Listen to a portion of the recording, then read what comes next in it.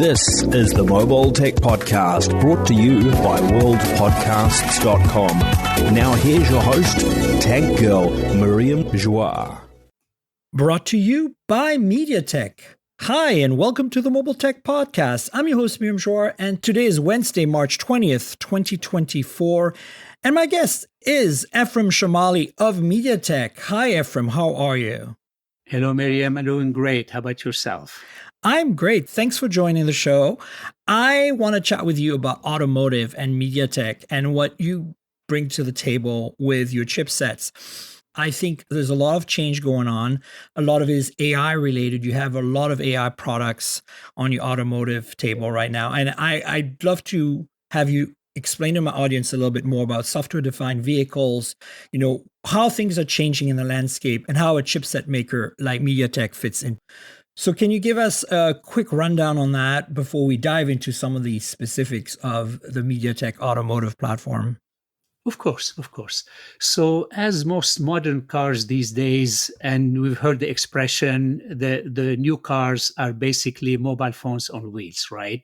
And that is actually quite true. Any technology that we see in the mobile phone, in your PC at home, all of this is moving very quickly to the cars. Historically, it took quite a few years from this technology to come from your personal devices to the car. Nowadays, it's coming a lot quicker. So the new vehicles are typically connected. Pretty much almost all new mid to high tier vehicles are connected. They have downloadable applications. With the recent advent of artificial intelligence, LLM, generative AI, all of that. So all these user experiences that the end consumer is seeing in their electronic devices will be coming to the cars. First, we had to build that hardware infrastructure. So the silicon that MediaTek provides, the what we call EE architecture, electrical electronic architecture. On top of it, the software-defined vehicle, and then that will enable the artificial intelligence.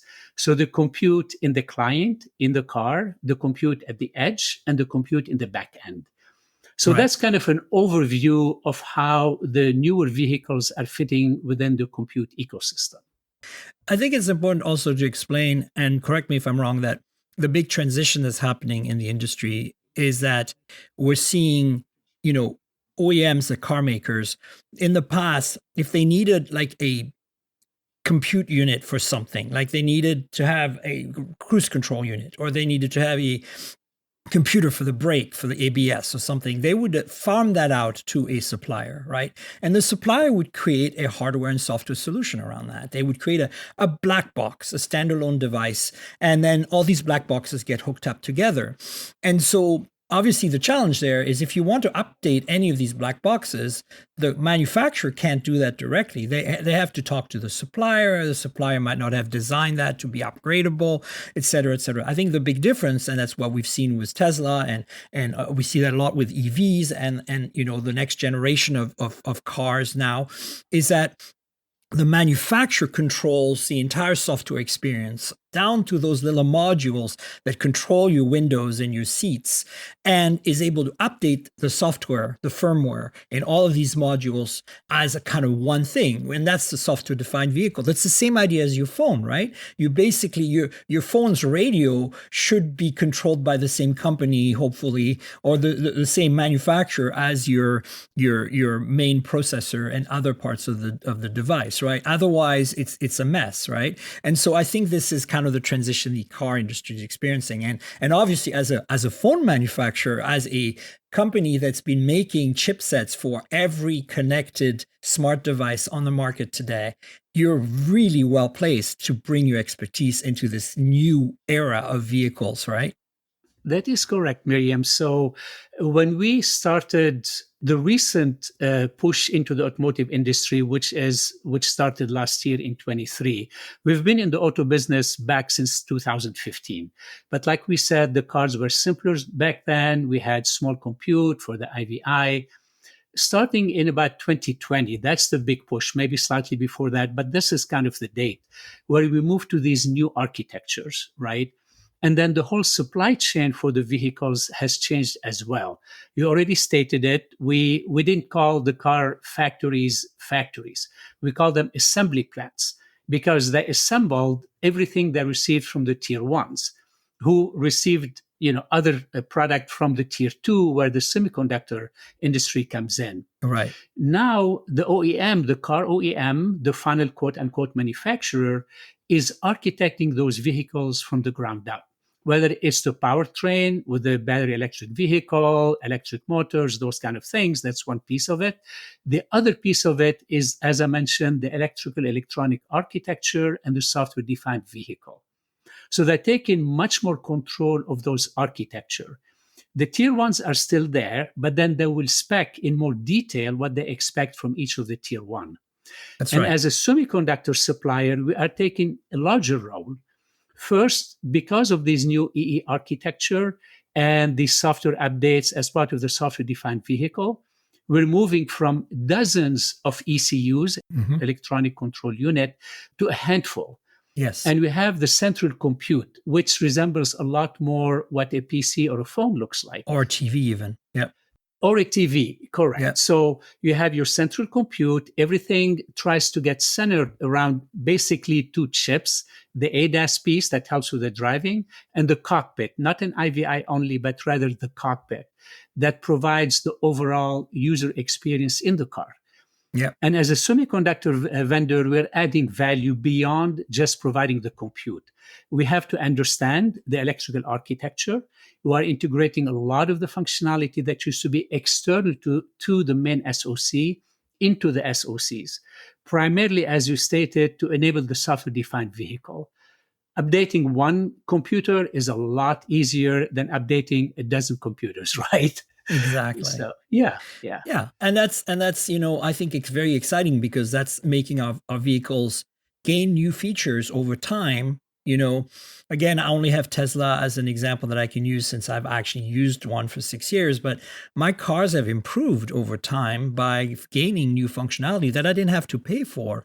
And that's something that's really doesn't really exist. Now, of course, there is bigger risks around security. There are bigger risks around, abusing that upgradability feature with subscription-based systems.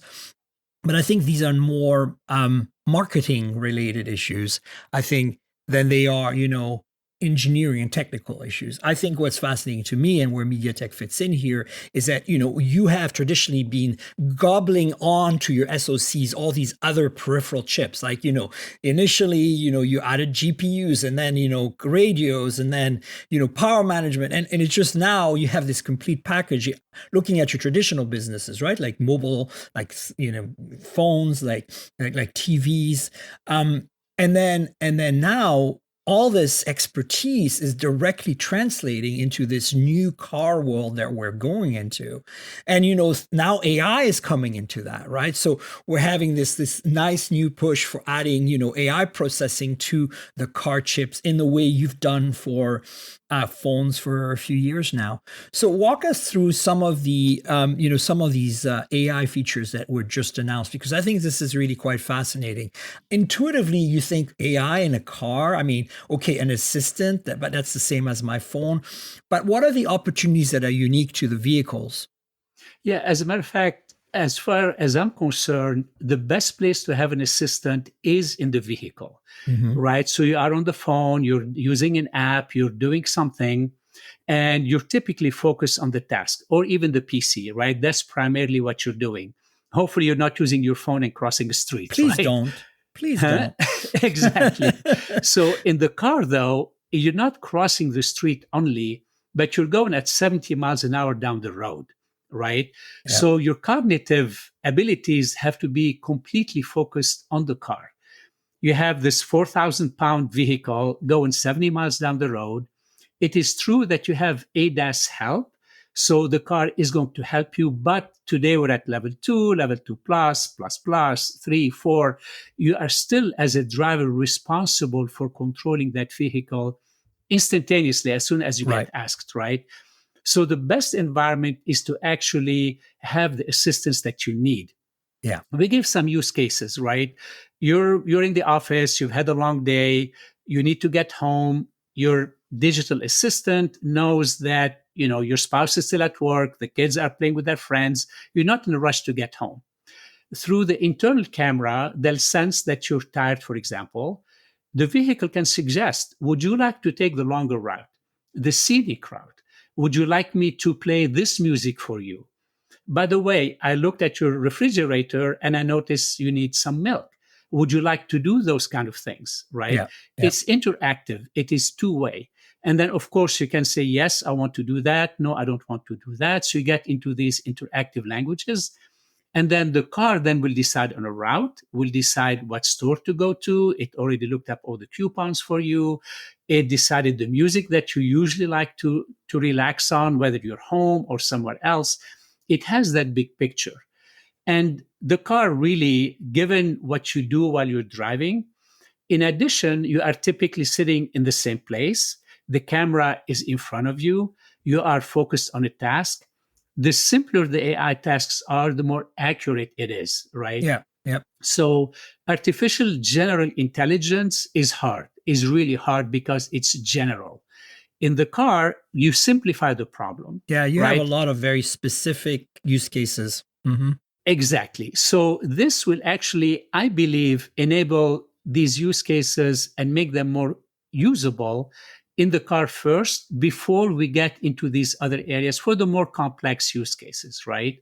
Yeah. So that's one of the advantages where, at least what I said is, I see AI being quite useful to help the driver as well as the passengers, by the way. So this is not limited. We developed an architecture to meet the requirement of the drivers, of course, but then the front passenger seat, which is typically different than the rear passenger seat. So we have these profiles, and we are creating this central compute to manage the overall car experience, specifically for the users mostly. So, yeah. So one of the things that you excel at because of your experience with other platforms is multi-display support, right? So you can have a central processor that handles, say, the 4 displays for the 4 main seats in the vehicle, right?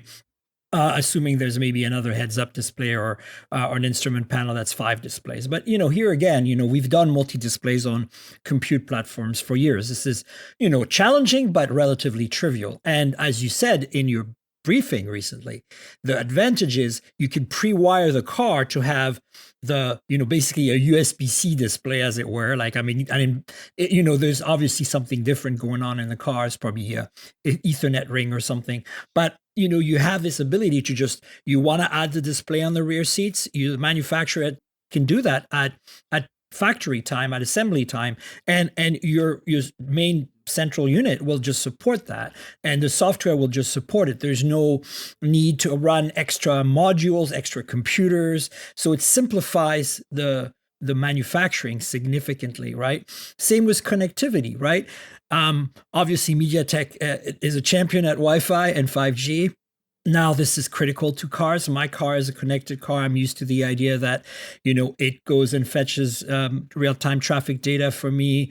I can talk to it and say, open the glove box, and it does it. Like, things like that are going to become very commonplace. But those are basic things. What you're talking about is more of an ecosystem play. And I think, the thing, we're seeing this more in China right now because, like, for example, Xiaomi launched a car, and having their smartphone, their home automation, their TV ecosystem being one login on Xiaomi.com is helping them create this vision that you just described of the car knows what's coming next and kind of gives you suggestion, helps.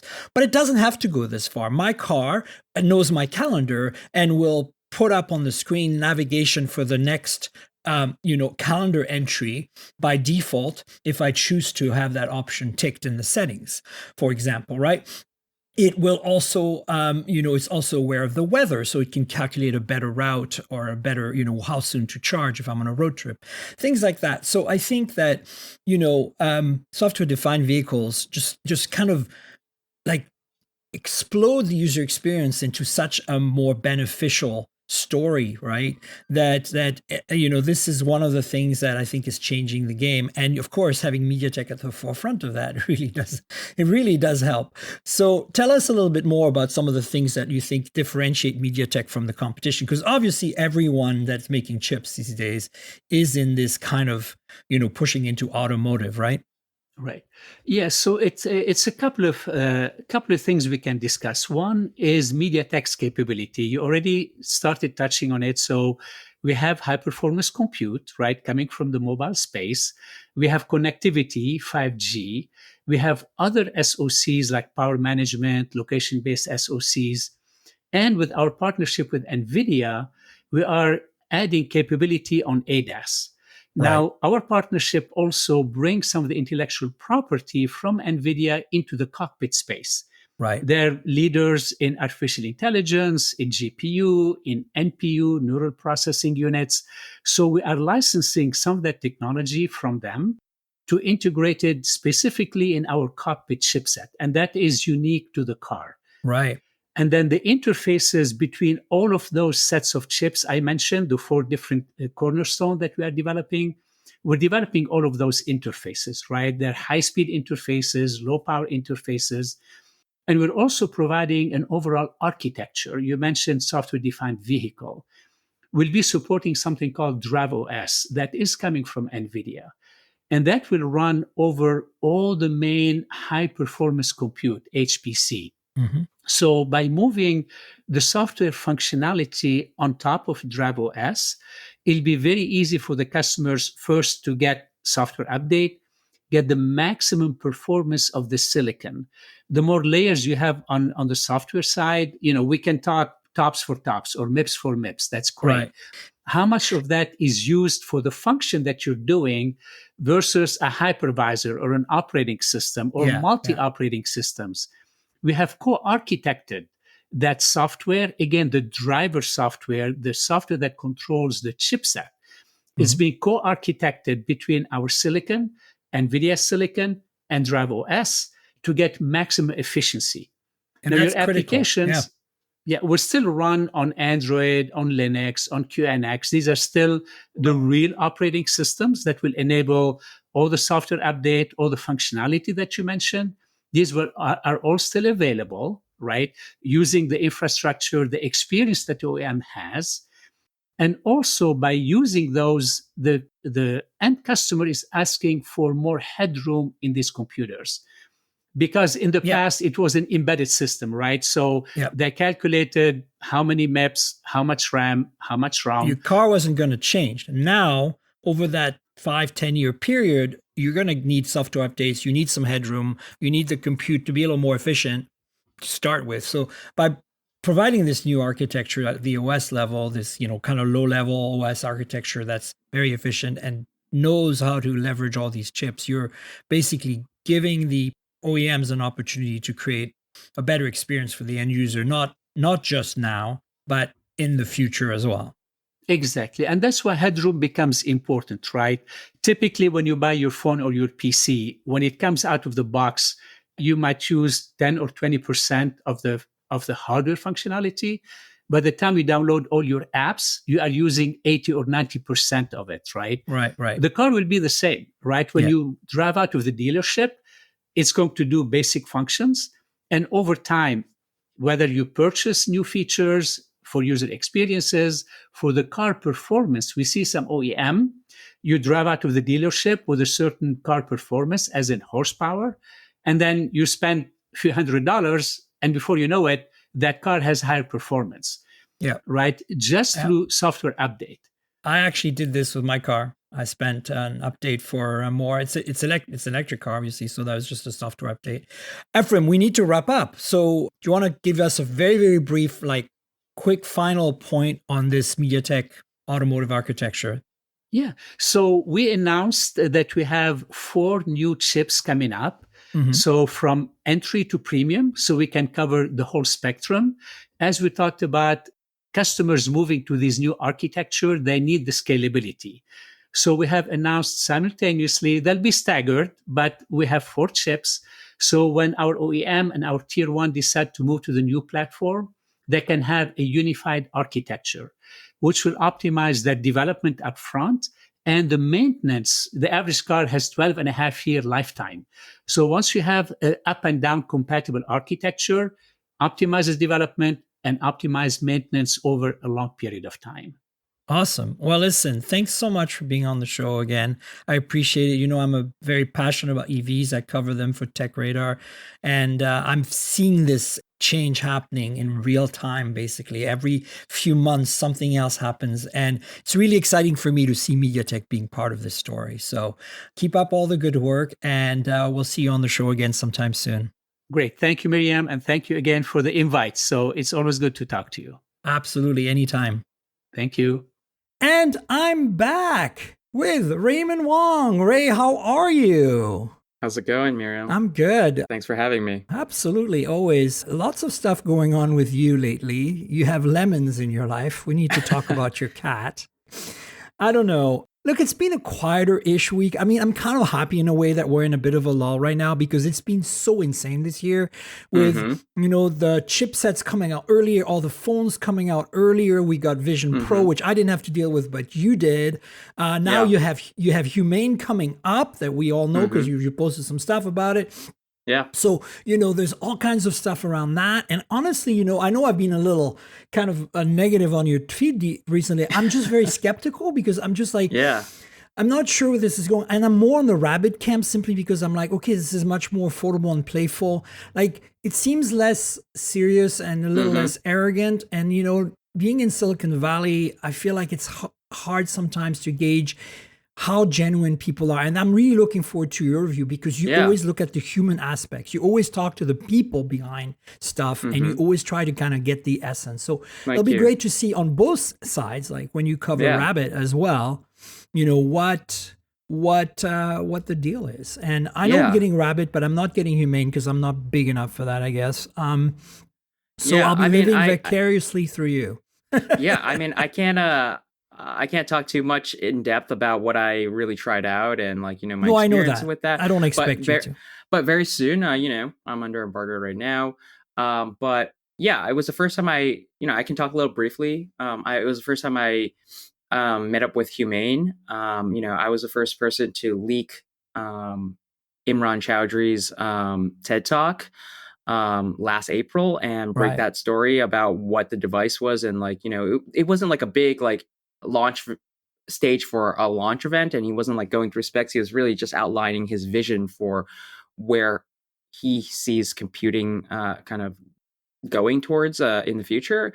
And so I met up with Bethany Bongiorno, the CEO of Humane, and who's also the partner of Imran Chowdhury, who is the president, and they're both co-founders of Humane. They've secured tens of millions of VC funding. I think 25 million last I saw, maybe even more by now. Ex-Apple veterans, they've hired a lot of ex-Apple Tesla people. And, the Humane AI pin, I think there was a lot of, I'm not here trying to defend them or anything. I don't need to evangelize or anything like that. I'm only basing on what I experienced in firsthand and for only about an hour or so, which is, understand their philosophy, what their motivations are, and what the device is trying to accomplish, and the AI pin is I think they had a lot of mixed messaging in their launch video, in their kind of debut, which is, like you just mentioned, a little bit of arrogance, a little hubris about what they're trying to do. A lot of people, I think they implied that this was going to be a phone replacement. And, it's not. They walked back on that. Obviously, there are a lot of mistakes, I think, that they made. And having been in a startup myself, I was early on at Pebble and I did a lot of the crowdfunding stuff for them, and we made mistakes. We know it's hard. Startups are hard. It's messy. And that's why, I'm going into it knowing all this and being aware of all this and knowing how Silicon Valley works. And there's no surprise they funded this because, they are ex-Apple people. They know people who know people. It's very, kind of a little bit of a happy fun time in Silicon Valley was getting funding if you know people and if you already worked in the industry, which is sad for people who haven't, right? It's really much harder to get in if you are from another part of the world and you haven't really been in the industry. But the point is, I'm not actually talking so much about specifically Humane as this entire category of AI hardware assistant kind of device, right? I'm actually very happy now that I've watched the video that they published yesterday on their Twitter or whatever. I felt much better video. That messaging was okay, now I can understand a little bit where you're coming from. It doesn't seem quite as pretentious or whatever the word would be. And so in that sense, I think, it makes me feel more kind of like less skeptical. And at the same time, I still, I agree that, I love hardware, right? Like for me, it's like, I want the gadget, but at the same time, I'm like, why can't this be an app on your phone or on your smartwatch? Like that's a part I'm struggling with, because especially when I look at the cost, like, okay, you're going to say it's not that much in the great scheme of things. I mean, Vision Pro is crazy. The average Apple Watch is what, $300, $400.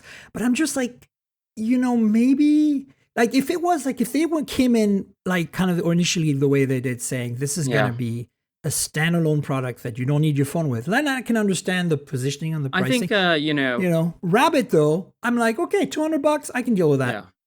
I mean, Rabbit is a similar product, but also a very different product, in my opinion, right? There's different hardware in there. There's, projection system. Like they had to custom design that. And that's a very expensive component that they need to miniaturize. It's super cool. There are things I can't talk about right now, but let's just say like the attention to detail that they've thought about every little thing. It's obsessive. Apple. It's like these people worked with Johnny Ive. It's that type of Johnny Ive obsessive level where you normally would not see this or even care about this, but they've thought obsessively about it. And when I heard Imran talking to me about this, I'm like, we could talk about this all day long and just like admire all the little tiny invisible details nobody will ever see or pay attention to. And that does add to cost. And, maybe Gen 2, Gen 3, whatever version, if they make it to it's the same with Vision Pro, right? Like right now, I can't justify, even after seeing lots of people I trust you reviewing, I can't justify it. Somebody said, I forget who, but Gen 1 is always like over engineered because they want to make sure that it kind of satisfies everybody in terms of quality and the hardware aspect. And then like slowly they kind of like, I guess like, make production becomes more affordable. It becomes, the components are cheaper. They care less about the perfection of the little details, little things like springs or whatnot. They can like, reduce the number of parts and stuff. And so that all helps bring the kind of cost down over time. But no, for sure. I mean, if you look at V1 of any breakthrough product, it's like, it's always the most beautiful, like, obsessive. Yeah, the original iPhone is a good example of that. Like if you take it apart, I mean, I haven't, but I've seen it exploded many times. And as an engineer, I look at it and I'm like, wow, for the time, this was an insanely complex device, even compared to the, in some ways, better hardware-wise competition because of the attention to detail as you're talking about. Like the materials used, the way it was assembled, the shape of it, the fact that it was using glass for the screen. All this stuff at the time was radical. Yeah. So, long it's exciting. Short, like, I remain skeptical for certain things. There are some things that they've kind of allayed some of my concerns. But, I'm going to go into this the same way I've always gone through it. I talk to the people. I can't wait. And, I'm going to try it out myself. And I've been tweeting about this like nonstop since yesterday, which is, I don't think every new product needs to be for everyone. I think it's okay that a company can design for a smaller segment, a niche. And, honestly, that it's up to them, their business model, their execution to figure out how to make it a success. It's not really our jobs to worry about that. We're nerds and we're about the tech. And I think I've no doubt, like I saw it in action and touched it physically at MWC. And I was very impressed with, like, it's really exciting from a tech perspective, like the projector. It's very futuristic stuff. Yeah. But the reason I'm kind of more into the Rabbit camp right now is possibly because I like the fact that it's so kind of punk rock. Like it's essentially a MediaTek Helio 4G phone with a half-size screen. And that hardware in its teenage engineering package, but that hardware is a dime a dozen, right? For the record, I'm not saying Rabbit is not cool at all. I actually think it's very cool. I think that, I called it like a real life Pokedex, right? Like you hold it up and then you can see it. And I actually think that the large action model, using that to train that's what I'm saying, to do things for you is super fascinating. As a gadget guy, as a hardware guy, like I love a good, cool new piece of tech, but I get what people are saying about like, why can't this stuff just be an app? Why can't it just all work on your phone? And maybe it will, right? Android phones, Pixel AI, Apple will probably do this. They're all probably gonna incorporate some version of this directly into the OS at a system level. But I just think it's exciting that It there's an exists. opportunity right now to Yeah. try to make hardware, because I mean, just the last 5 to 10 years, it's just been static, It's been it's so impossible to break through beyond a phone. It's what else can exist? And nobody's willing to buy stuff that is too gimmicky. And now it's just well, we don't know if it's going to be a gimmick or not, but it sounds fun and exciting and different and refreshing, So why not? I agree with you. And I wasn't suggesting that, you seem to be more on the Humane team than the Rabbit team. I'm just saying, for me, the reason I'm less skeptical about Rabbit, and I'm like, it seems like this Lamb thing seems to make more sense. I'm not sure how they're doing it, but in my head, I'm imagining that they're actually running the Android apps, and they're teaching the UI, the UX, what you would do with your fingers. They're teaching it to do that. You know what I'm saying? It's like you log into your apps, you're given permissions to act. And now imagine you gave a See, AI, this is the kind of AI superpower that I've largely been skeptical about, but now I think is this is the AI that I think is cool. I don't really care so much about generating stuff, making summaries and stuff. I care more about automating the boring parts of my life, One of the things I saw in the Humane videos yesterday that really blew my mind, that I think is going to be really helpful, is giving it access to your notification stack and having it summarize notifications. Here's the thing. I've been saying this since Pebble. And actually, Eric and I at the time were talking about this, and we never got to do it. But one of the things that I would have loved to see back then is, since the Pebble app had access to all your notifications, what I wanted is an AI to sift through the notifications. This is back 10 years ago. And I'm like, look, we do so little with notifications. Forget the apps, forget, everything funnels through notifications. Ultimately, if you turn on notifications, which you can choose not to, but for me, I have a lot of them turned on, and it's fine. I don't get overwhelmed because I filter only certain, go to my watch and stuff. But ultimately on my phone, if there was something that could take all of that and contextualize it and say, hey, this is what's going on with your day today based on what's going on. And also prioritize and say to me, hey, this email seems very, very important right now. Yeah. I think you have to put a lot of trust in an AI for sure. or And an that's assistant super to be dangerous. able to I know. sift through that. What if it misses something that's super important? I know. And bias, exactly. right? Come on, this is crazy stuff. But the point is, it could be really cool. And it could be very cool. I'm that's kind of where I want to be. The assistant that really helps me. And so I saw some things in the Humane videos that made me oh, okay, so this is kind of what I was envisioning back in the day. But we'll see how it goes. And honestly, I'm open to it, both of it. I know that I personally right now, if I put my consumer hat on, I'm more on the Rabbit camp, and I wouldn't probably spend the kind of money they're asking for Humane. I'd wait for Gen 2, and probably with Vision Pro, I'd wait for Gen 3 because I feel like it should be a sub $1,000 product. I miss glass so much. When you wrote about that yesterday, dude, listen, I have put my money where my mouth is for all these things. I bought Google Glass. I put my money down for the AI pin and Rabbit, my own money. And, that's because I believe in it enough that I should put my own money down, Right. I don't know if it'll succeed or not. Maybe it ends up just being a cool paperweight and a toy or whatever, but look, look at Pebble. They kind of start the whole smartwatch thing. They don't really exist unless you will count a little bit of Fitbit, the software that exists on your Pixel watch now, right? That's the reality. Yeah. But the bottom line is I think they were kind of the little engine that started the big motor that was Apple. Right. You know what I'm saying? How on real planes, I'm a bit an AV geek, so but big planes, when they start the engines, they don't start them from scratch. They have the APU, which is an auxiliary power generator that just fires up the engine. So it's kind of the same thing. Small engine fires up big engine, off you go. And I feel like Pebble did that. They kind of came along and said, look, this is what you could do. It could be cool. And until then, remember those Sony smartwatches you and I played with that were totally terrible? There was nothing out there. And then all of a sudden they did it. And then now we have, I'm wearing this Xiaomi Watch S3, which is a dumb smartwatch, one of those fitness bands on steroids that lasts 2 weeks on a charge and does just notification and health and fitness tracking and doesn't really do apps and has like Google. I think it doesn't even have, it does have Google Assistant. It has Amazon Alexa or whatever. And she's going to talk now. Hang on.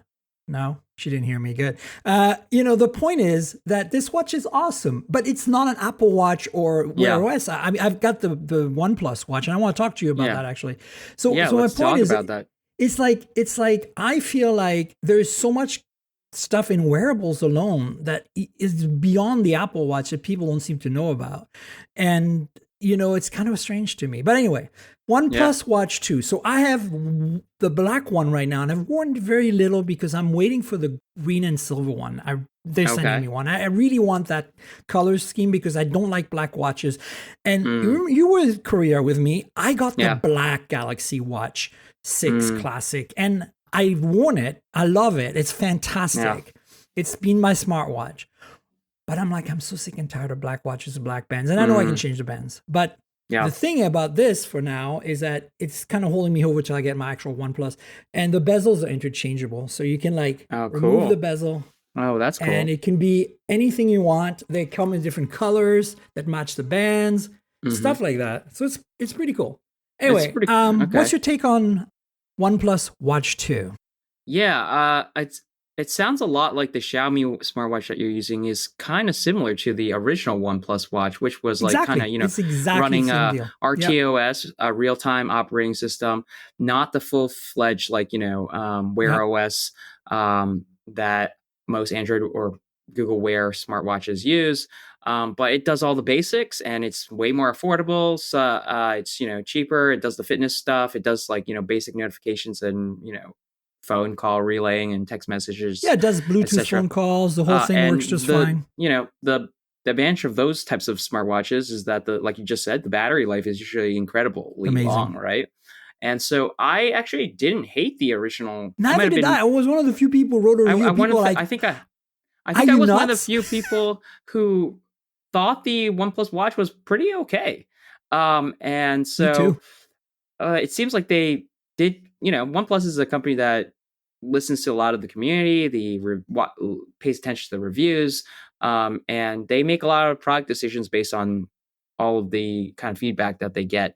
And so this time around, OnePlus Watch 2 is a kind of hybrid smartwatch. It's a Wear OS smartwatch, and it runs the kind of RTOS. It's fascinating to me. And so they get the best of both worlds because it's got Correct. 2 chipsets, and they get the Wear OS integration, which a lot of people want, the Google integration stuff support, and then they also get the kind of long battery life. OnePlus claims 100 hours. 3-ish days, yeah. 3-ish days, that's what I'm getting. I have gotten for the last month I've been wearing it. And yeah, I would say this is a great smartwatch. It's really surprised me. I thought it would be there'd be some big trade-offs. There's only really one trade-off I can't really understand, and that is the crown. You can rotate, but it does nothing. I just don't understand why they did that. At first, I really thought I thought I was doing something wrong. Maybe there was a setting that wasn't turned on by default, but it really does nothing. And I hope they can patch that. I hope that's not just like a ornamental. I think it's ornamental. I don't think there's any hardware behind that right now. I think that just makes no sense. Gen 3, my friend, Gen 3. If they do, I agree. It makes 100% no sense. You're not the only one. Myself and every other journalist I've talked to has worn the watch. We've all lamented the lack of crown actionability, as it were. But I feel the same way. I gave the first watch a good review, and people were on my back. They were clawing at me, and I'm like, dude, I've worn so many for the longest time. How much was that? It was not that expensive. It was like $150 or something like that. It was a little more. I think it was more in the 200 range, so less than this, but definitely on the higher price side for RTOS watch. But after Pebble, I mostly wore Huawei watches because the non-Android Wear OS ones, because again, they last. They're these incredibly RTOS, and they integrate with Google Fit.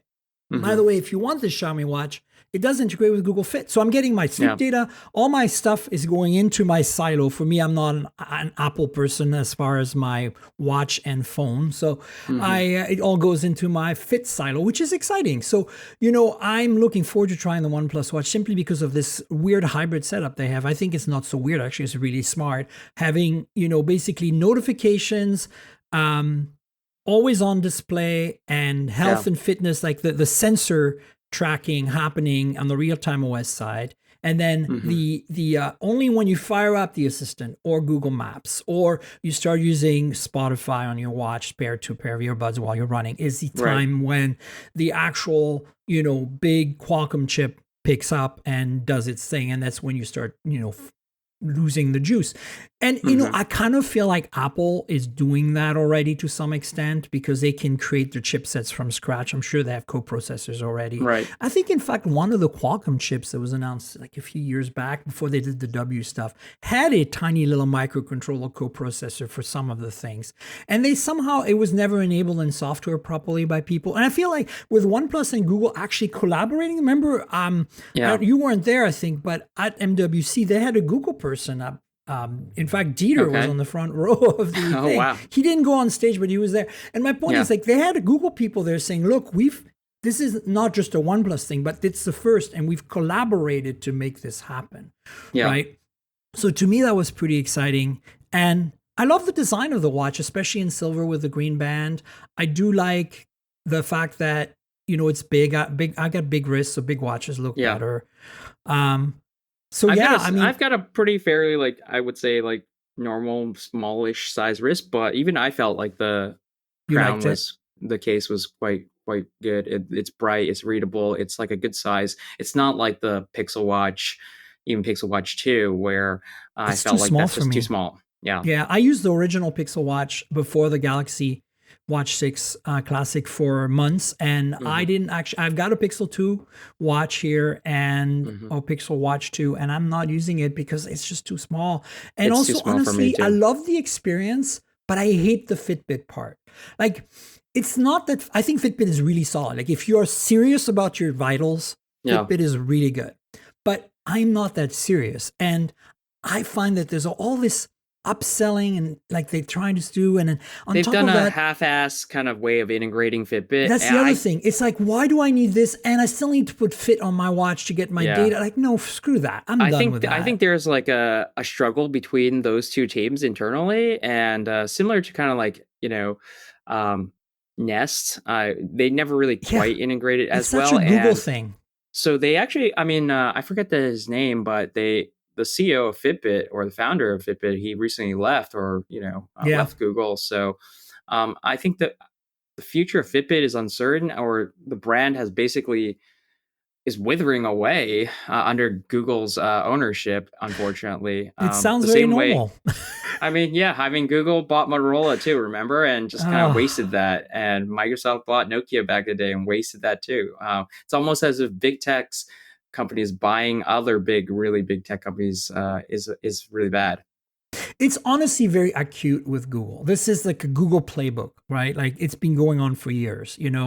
How many startups have they acquired that they just completely like software ones, right? Those email like Inbox, remember? That was an acquisition, and then they dropped it. Personally, I wasn't into it, but I know people who loved it, and I respect them for it because I used it and I was like, this is really cool, but it's not for me because I'm old fashioned and I want my Gmail, but I get it. And at the same time, just gone, right? I think the 2010s were just the mad rush to try to one-up Apple, and they thought they could all get shortcuts to just kind of like size up and staff up and acqui-hire. I think it's still happening, Ray. Like, I think it's still actively we're going to talk about a little more deliberate, Yeah, now it's a little more transparent because I think the media particularly, have seen it and we recognize the pattern. Like the whole, Apple and potentially Google working on using Gemini. We'll talk about that. But more on the wearable side, I feel like, there is this kind of lack in North America of these, what I call dumb smartwatches on steroids, or fitness band on steroid, dumb smartwatches. they're just perfectly valid. Like, I don't think you need Google Maps and the assistant. The assistant is nice, but Google Maps on your wrist is a non-important thing. When is the last time you used Google Maps or Apple Maps on your wrist? Okay. I honestly can't remember. Listening to music on your watch, I get it. I can see how Spotify or something with a 4G connection would be nice, but I just fail to see how the average user uses 90% of the Apple Watch's app features. You know what I'm saying? Yeah, they don't. And maybe I'm wrong. Maybe Apple has data on that and I'm completely wrong. They love it and they use all the apps all the time. I think it's brand loyalty and allegiance and ecosystems and just marketing, right? Especially a lot of these like kind of, I think I called it like they're semi-smartwatches.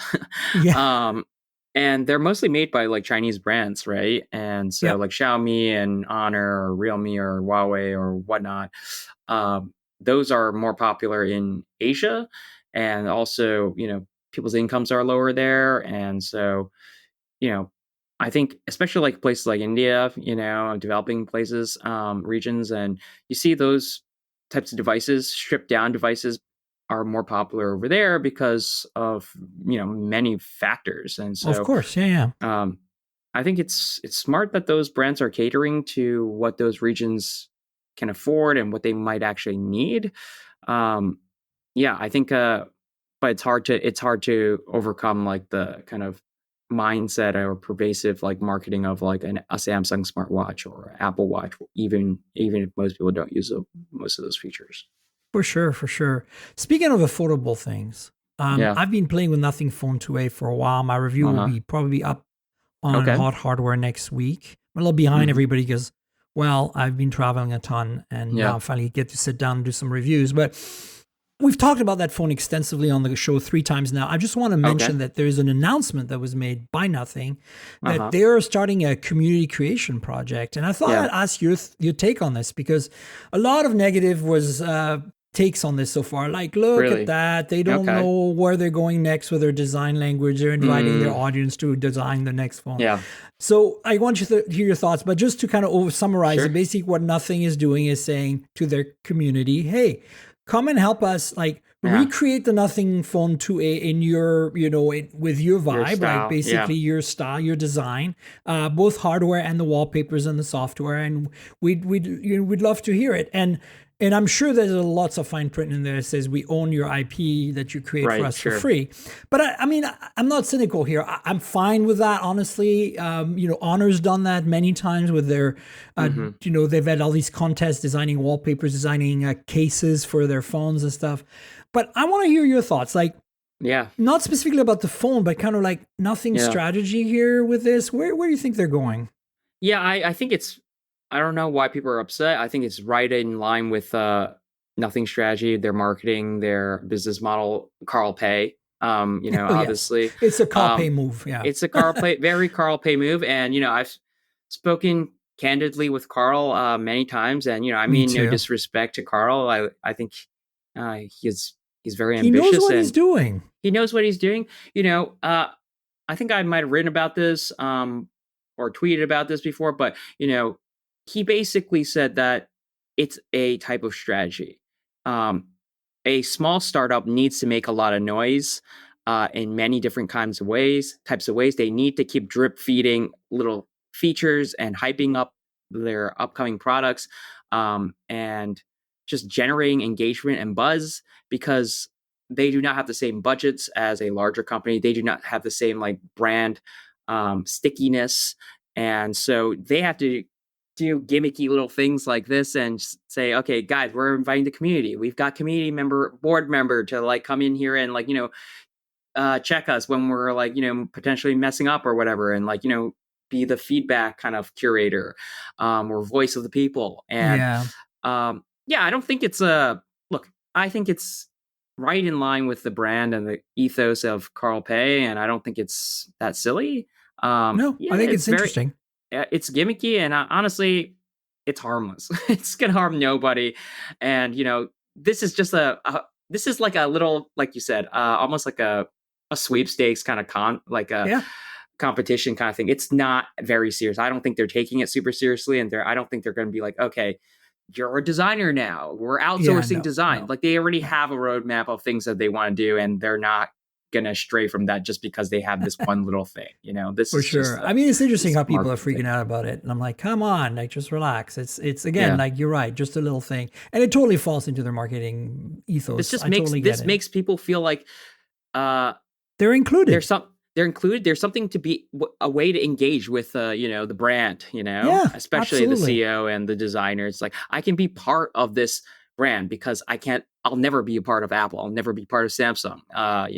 They'll never really let anybody design this And their to stuff. be frank, having played with all their products, overall, I've been very happy. And Yeah. I think that, the only kind of like big flop mistake they made so far is that iMessage stuff back in the fall. And The Sunbird, yeah. it seems to have been forgotten, which is well and good for Yeah, them. that was a pretty disastrous for us because my reporter, our our senior editor, James Piero, had done a video with Carl about that, and we were very skeptical about the claims of privacy and security and everything with Sunbirds. And then they published Nothing published a video on that. It's unlisted now. If you have the link and you know where to search for it, you can find it. But yeah, a little bit of a flub, a little bit embarrassing for both of us, Inverse and Nothing, because literally the next day the app had to shut down because they basically lied. And I don't know whether Nothing didn't know that they lied or they really trusted them, but I know that a guy like Carl would never want to have egg on his face. And that's on Sunbird, in my opinion, I think. Yeah, I'm surprised they didn't vet it better. Yeah. But I hope they learned a lesson from that. Yeah. So now we're going to talk about a new Qualcomm chip. And more importantly, there's already a phone that's been actually, it's been announced in China, I think. So anyway, Snapdragon 8S Gen 3. Yeah. What's your take on this chip? To me, it's like, okay, hear me out, because I think in the past, we've always had the flagship chip, and then they've used a lesser previous chip, either modified or nomenclature change from whatever, to kind of give us a more affordable chipset for what I call affordable flagship premium mid-range, the kind of stuff that's really popular in India and in Asia, right? Like think OnePlus 12R runs 8 Gen 2, OnePlus 12 runs 8 Gen 3. Now, what the analogy to me is for this 8S Gen 3 is that it's the 8 plus Gen 2 we never had. You know what I'm saying? Like in the old nomenclature, this is an 8 plus Gen 2, but this is now called the 8S Gen 3. And nomenclature part, which I think sucks because honestly, it's so confusing. Your chip Switching itself, the nomenclature was, to Snapdragon 8, Gen series was supposed to kind of simplify and make this easier to understand. And now they've just backtracked on all this with all these S and plus. And look, I think it's a complete mess. I think this is like a non-starter chip. And I agree. I think that they're sitting on a bunch of like unsold chips and they modified them or like, no, I think it's building block, things. right? I think this is exactly part spinning, but at the chip level, right? It's exactly. Like you take. If you look at this chip from a technical point of view, if I get nerdy in engineering, you look at it. It's essentially a slightly modified Snapdragon 8 Gen 2 GPU with a slightly modified Snapdragon 8 Gen 3 CPU and the modem from last year's 8 Gen 2. You see, this is just a mashup of a bunch of components. But look, Xiaomi and BBK Group do this with phones that we never see. I get them because I love the Chinese phones and the Indian phones. But like, there are so many like parts bins that they pick out of and assemble a phone that's like just slightly different from this other phone. And I think this is what's going on. And I think it is to cater exactly to the fact that the OEMs are doing their own part spinning. Yeah. And I'm not against it. I'm just saying the nomenclature change confuses things further. And I'm sure the chip is going to be perfectly fine and the price point is going to be more affordable so OEMs can make more affordable phones. Awesome. I mean, I think it just goes to show that the race to these chips is kind of meaningless now, right? Yeah. I've always felt, and I've to piggyback off Nothing a little bit, because when I reviewed the first phone one, that was a mid-range chip. Modified mid-range chip that was parts binned and slightly tweaked for them specifically. And I think the software optimization was quite good. Same with 2A, fast. right? Because that's 720. I actually had the MediaTek, I had Finbar on my show 2 weeks ago, and we talked about what are the changes. There are no hardware changes to the chip. It's all software. I strongly believe that their Android OEMs do not spend enough time optimizing Qualcomm 100%. chips or MediaTek chips or whatever chips our Android phones use to the fullest potential, the way Apple squeezes every little ounce out of it. And so they are optimizing it.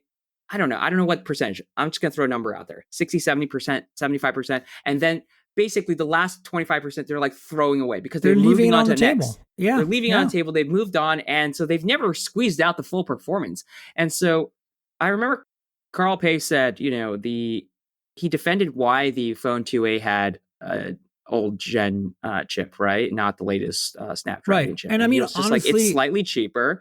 Yeah. And it honestly doesn't matter because if they optimize the software better for an older 1 year last gen chip, it could actually perform just as good, if not better, than one that is less fine-tuned for the chipset, software that's less fine-tuned for the latest chipset. So I would love to see some person like get really nerdy and just like test, is it better to have a really polished and fine-tuned and well-oiled software for last year's chip versus, whatever less optimized, newest gen chip, and see which one comes out really on top. I'm not talking about like, just like little Geekbench benchmarks. I'm talking about like actually fluidity, responsiveness, stuff that matters on a day-to-day experience, Sounds like an Anantech article coming. Sounds like what's that guy who does he opens like two phones and he just times it in just like Tech Rex or something like that? There's a few guys who do that. I can't remember specifically now, but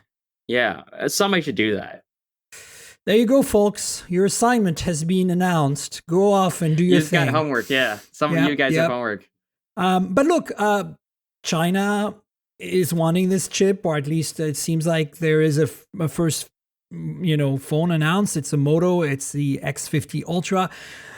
Again, we're going to go in the weeds for a second here, but okay. We all know here in North America that there is the Edge Plus and the Edge series, right? Every year, and Moto uses a year for a postfix to the name. So you got like, Edge 2023 for last year, and then Edge Plus, which was their flagship 2023 last year. And then in the rest of the world, those are called a number Pro. So like it's like Edge 40 Pro instead of Edge Plus 2024. And then the number goes up. So this year, we should be getting here in the US an Edge Plus 2024 and an Edge 2024. And then we should be getting in the rest of the world, global markets, a 50 Pro and a 50 non-Pro, Edge 50, Edge 50 non-Pro. Who can actually keep up with this? But wait, there's more, Ray. There's more. China has its own nomenclature with the X50. So in China, they'll be getting an X50 Ultra, which is a Pro for us, and then an X50 whatever, a regular or Pro or something.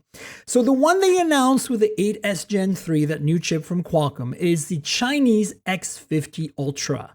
So what that means to me is that our Edge Plus 2024 this year in the US will probably get an 8S Gen 3 chipset. That's what's important here for the nerds that are listening to this podcast right now. And I love you, nerds. I'm going to need an AI to just summarize what you just said. It's a table. It's a relatively simple table. But the point is, okay, it exists. So it's not like this chip is in the vacuum right now. This often happens. Usually it's Xiaomi or BBK Group that announces that they're first at using a chip that was just announced. But it's interesting to see it's Moto this time around. And it tells us what we might be getting as a flagship from Moto this year. Yeah, I don't put a lot of wait until who's the first to announce a phone with a new chip on it, and it doesn't matter to that. Ultimately doesn't matter. What matters is whether the phone is actually good and whether they're it's affordable. Yeah. Or, I have to give credit to Moto. The Edge Plus 2023 last year was a pretty solid phone for the money. Okay. The camera finally delivered an experience that was on par with the cheaper flagships. So I think they're kind of a year behind, which is, still not great. But it's a big improvement for them. And so I hope they continue in that vein. I hope that maybe some of the ISP tech in this 8S Gen 3 lets them actually maybe catch up and do something that is as good as like maybe a OnePlus 12R in terms of imaging. Not amazing, but you know, we can hope. So that's a bit of nerdy chip news for the day. The next thing, we talked about this last week, so I wanted to kind of close the loop.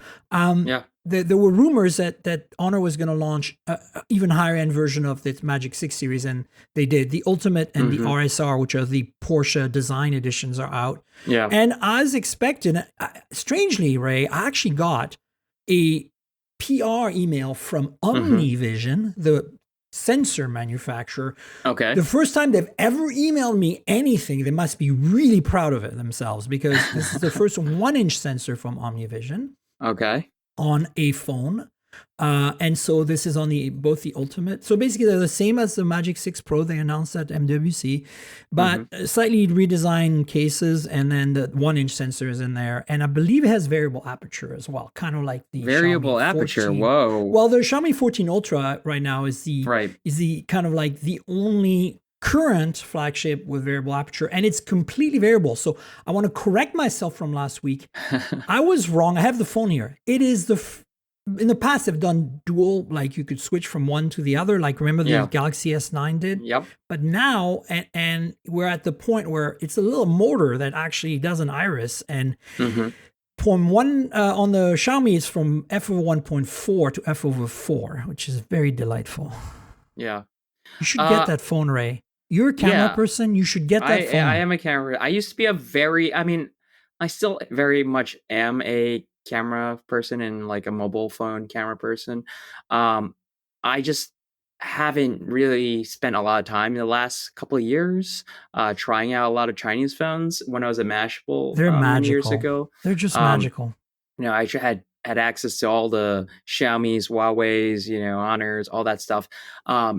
And I know that, I follow the kind of news and I pay attention to what's happening, with the sensors and the innovations there. But it's just a little bit like outside of my world right now, just because like it's mostly catering to Asia, right? So it doesn't really affect kind of the work that I do right now. But I would love to try out something like this variable aperture because I think that a lot of Chinese brands are doing so many incredible things. It's just that like most people will never get to experience them, and there's a strong reason for that, right?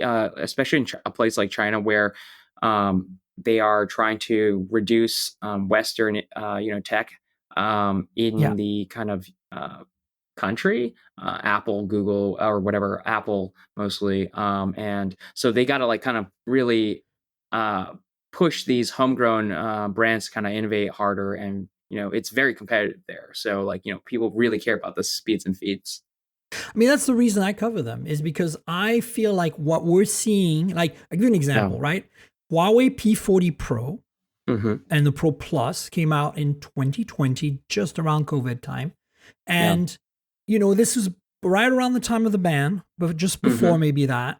And at the time, those phones are basically what the S21, 2, and 3, and 4 Ultra are today. They were the first to do dual telephoto, 4 lenses in the back, and do it well, do sensor fusion. And my point is, the reason I'm bringing this up is because this is why I review these phones, or not review them actively with reviews, but I talk about them on the show, get my hands on them, experience them, is because it tells us where we're going to go, where Apple will go eventually when they did a periscope finally, although they did it their own way, which was very interesting.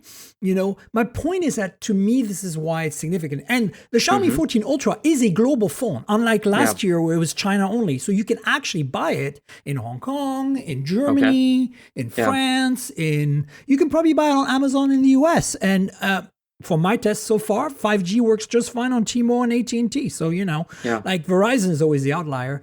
The point is that I think that, for me, it's important to follow, and I'm thinking with your reach, even if you don't actively review them by writing a story, having your hands on them will give you context. And I think definitely want to try them. Every single you time should totally hit them. I'm sure they'll send you one, even if you just tweet about it. Like, you know what I'm saying? Every single time I hang out with Max Weinbach, he's always got the latest Xiaomi. He shows you all the stuff. Yeah, he shows me all the stuff, and I'm like, wow, that is pretty nice. That is super cool. Yeah. Weirdly enough, I actually saw So I live in Queens, New York, and I take the 7 train.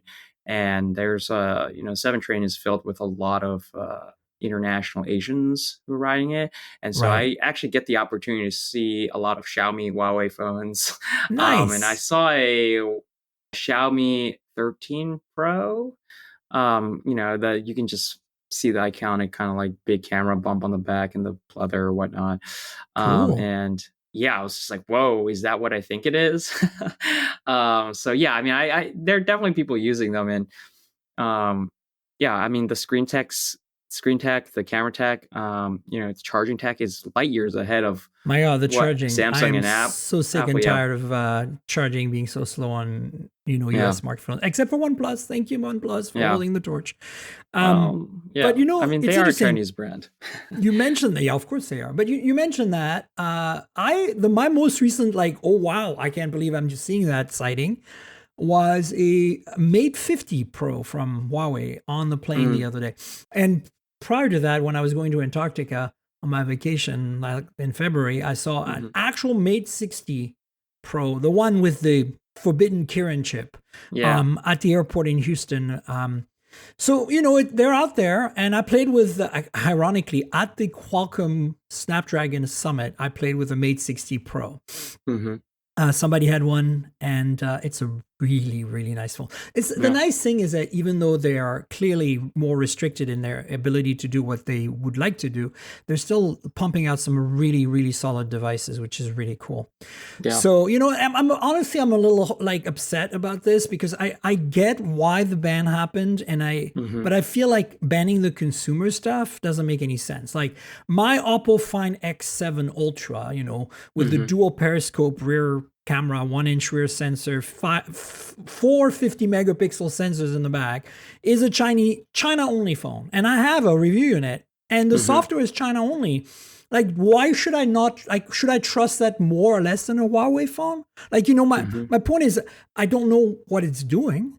So why ban specifically the consumer tech of Huawei and not, I get the servers and the freaking cell towers, but the rest of it, it just seems like protectionism. We don't want you to step on Samsung and Apple's toes. And, remember you were at CS when this happened, right? When the CEO went on stage and, they had the AT&T deal for the Mate. Yeah. And it just all kind of blew up.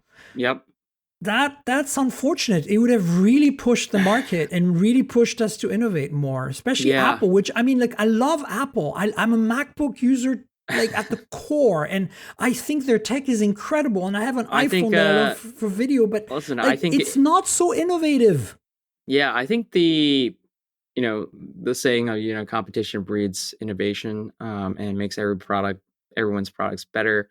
We definitely had a couple of dark years, 4 or 5 years of a blackout period where Apple and Samsung basically just kind of phoned it and rested on their laurels a little bit, because they had this, they weren't feeling the heat. And now I love to see that turned up again and them feeling the heat, so that we can get more interesting upgrades. If not every year, then every 2 years, because right now it's 3 or 4 years, and it's mostly just cameras. And look, you're right. It's not that exciting. That's exactly why I'm just I want to check it out, because I'm even at the camera level, there's so much more innovation happening in China right now. And speaking of it, as more of a PSA here, because I want to move on to talking about Apple and Gemini and Google and stuff. But there is a Vivo, forbidden fruit again, a Vivo X Fold 3 is officially coming out on the 26th of March, along with some accessories. I'm bringing that up simply because BBK Group, folding phone, but more importantly, it's supposed to actually even be thinner than the thinnest, which is Honor's Magic V2 right now. So I don't know how thin they can go before they reach limits of the size of a USB-C port. But I don't know if you played with Magic V2 from Honor, I've but not. it's literally just slightly bigger than a USB-C port. When open, like it's kind of crazy, and I'm like, how can you get smaller than that unless you create a new port? Yeah. Maybe Yeah. portless. I think it's all moving in the right direction, and these types of thinner foldable designs is going to put a lot of pressure on Samsung to really compete because they haven't. Oh my God. Yeah. And they kind of like, especially if they don't want to lose ground in a place like Asia and India, they're going to really, in Europe, they're going to have to really kind of accelerate whatever new product design that they have. They can't just like, okay, we're going to do TikTok thing, or. Yeah, they really rested on their laurels for last summer's folding phone release, I felt. Yeah. It was a bit disappointing. All right, so talk about Apple and Google and Gemini. This is just a rumor that like Apple, now that they've dropped the car, are going to, focus on AI more. We've kind of reuse some of that work talent they have for some AI stuff. But it sounds like to me, in the meantime, perhaps, or as an interim, or maybe a long-term partnership with Google or OpenAI for some AI features on the iPhone. I feel like this is a real thing. I feel like that they're going to do it, and I think WWDC is going to be the big exciting news. What are your thoughts? I think this is a big mistake. No, that's for sure. But I'm just like, okay, so yeah, it's. I mean, it's. Do you think it's going to happen? First, I think the source from Mark Gurman is reliable. So, or Mark Gurman is reliable. So, I think it'll probably happen. I feel like Apple is a little bit on the defense right now. They are. Tim Cook has, for all of his mastery of operations and supply chain and all that, and growing Apple from $100 billion to $3 trillion or whatever it's worth now.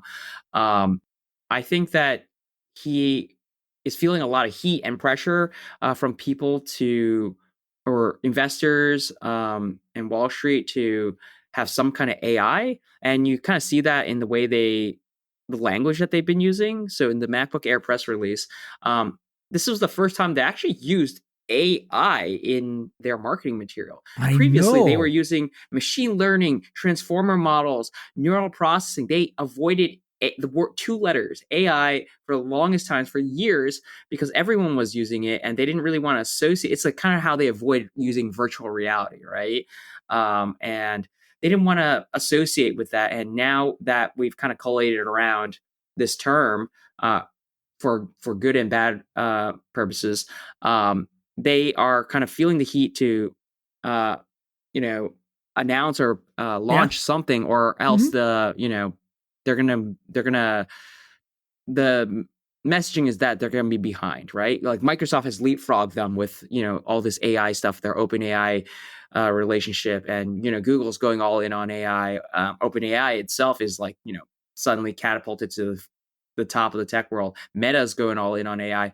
I mean, if big old Apple is sitting here and just doesn't have anything, they're kind of like, even though they have had a lot of AI stuff, a lot of Mac OS and iOS stuff, all the stuff that you see, live text, live translations, lifting the photos and cutting it out, and all that stuff, that's all AI based.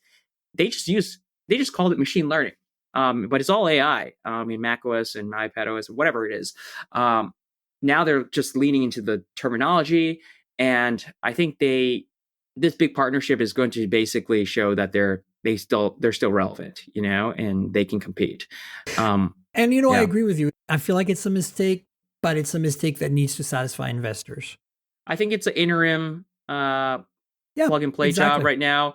Apple loves to own the stack. They kicked Google Maps aside for Apple Maps, and it's just a matter of time before they end up kicking Google AI to the side. Once they have their own pipeline and can do it all in the Apple way, on device or privacy focus, they're not going to need Google. But right now, it's a stopgap solution.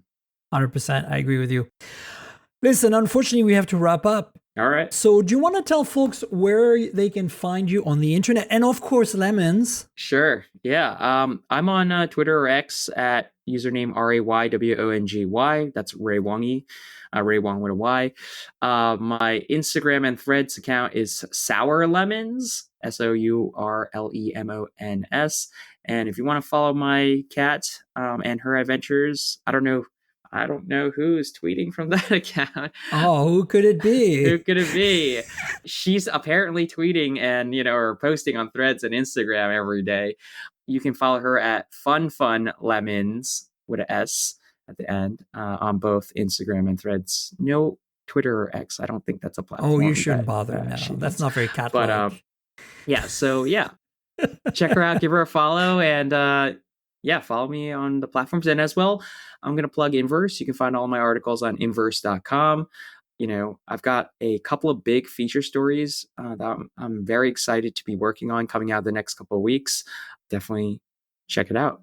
We do. We love your work, Ray. Thank you. I say we because my audience says that. So, all right. Thank you for having me. I'm definitely a big fan, and Inverse is definitely a destination. I will put a link to your OnePlus Watch 2 review there in the show notes. Folks, you know where to find me on the internet. I'm at Tank Girl. That's TNKGRL. Like the comic book character Tank Girl, drop all the vowels and off you go.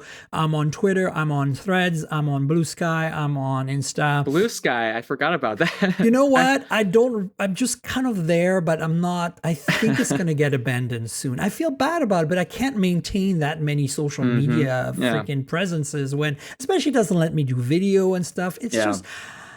I'm sorry, folks, but Threads is really kind of right now where I'm feeling the most comfortable. Okay. So follow me everywhere. And the podcast lives at mobiletechpodcast.com. We're on all the big platforms, so subscribe, tell your friends. If your app lets you support by rating or reviewing, please do that. And hopefully you subscribe and join us next week. In terms of other content, there's YouTube as well, youtube.com/mobiletechpodcast. There is a bunch of videos there every now and then. And then, of course, there's Patreon. If you want to support me, patreon.com/TankGirl. That's patreon.com/TNKGRL. There's an exclusive every week video version of this podcast that comes out a couple of days in advance of the free audio version. So if you want to see me remove the bezel from my Xiaomi Watch S3 earlier, or, watch our faces, see us interact, have a bit of a more personal experience, join the Patreon. There's other tiers there if you don't want to pay for the video, but check it out. And I would appreciate your support. Also, if you don't like Patreon, there is a link in the show notes you can click through to make a donation on PayPal. So just buy me a coffee or something. That would be awesome. And I also want to thank our sponsor, MediaTek. MediaTek, the world's 5th largest global fabless semiconductor company, powers more than 2 billion connected devices each year and is a market leader in developing innovative systems on chips, SoCs, for mobile device, home entertainment, connectivity, automotive, and IoT products. And I want to thank you, Ray, for being my guest yet again. Thanks so much for coming on the show. Thank you so much, Miriam. I hope to be back. Absolutely. And folks, stay tuned. We'll have another show next week. So until then, cheers, everybody. This has been the Mobile Tech Podcast with Tank Girl, proudly presented by worldpodcasts.com. You can visit us online at mobiletechpodcast.com.